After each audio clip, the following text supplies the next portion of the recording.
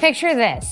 You see your dream home and are so in love with it. It's completely updated in the neighborhood you want, the decorating is adorable, and you feel this is the perfect home to start your next chapter in. Only to find out there are multiple offers on day 2. You have less than 24 hours to make a decision and put your offer together. Your agent explains escalation clauses, appraisal gaps, buying the home as is, and you end up offering $40,000 over list price just to find out you didn't get it. You're devastated, and you're not alone.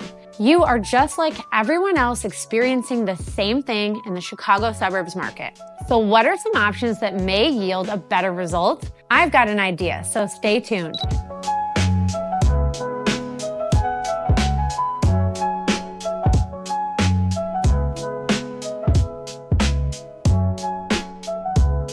I'm Jackie Angiello, second-generation realtor in the Western Chicago suburbs. I am one of the top agents with Keller Williams in our region, and I specialize in the Western Chicago suburbs.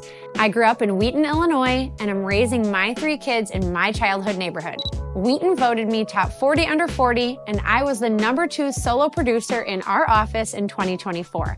But let's jump right into it. Here is why you should consider homes that need cosmetic work and how to pay for that. The kind of home I'm talking about is a home that is dated, has old wallpaper, needs the floors refinished or replaced, has original bathrooms, and a kitchen that needs to be redone.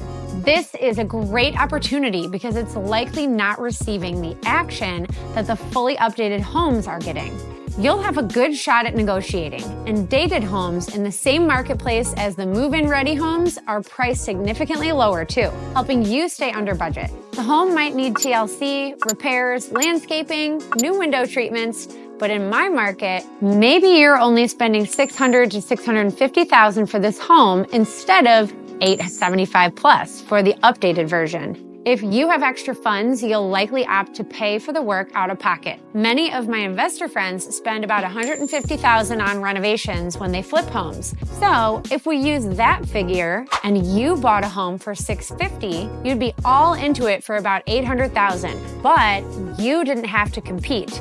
You got to design the remodel, and the ARV, or after renovation value, is worth way more than what you put into it.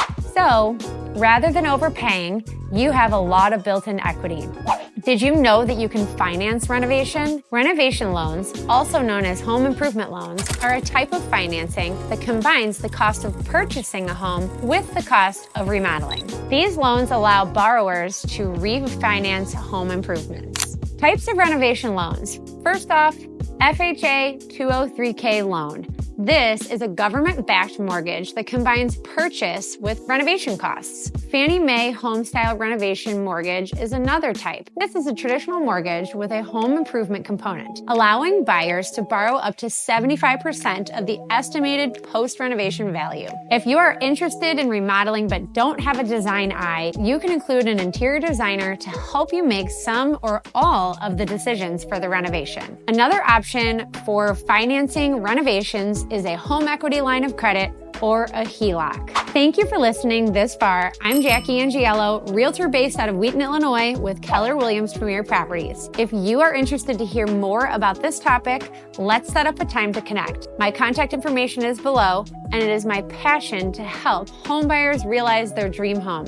And I'm not afraid to get creative and think outside the box. Talk to you soon.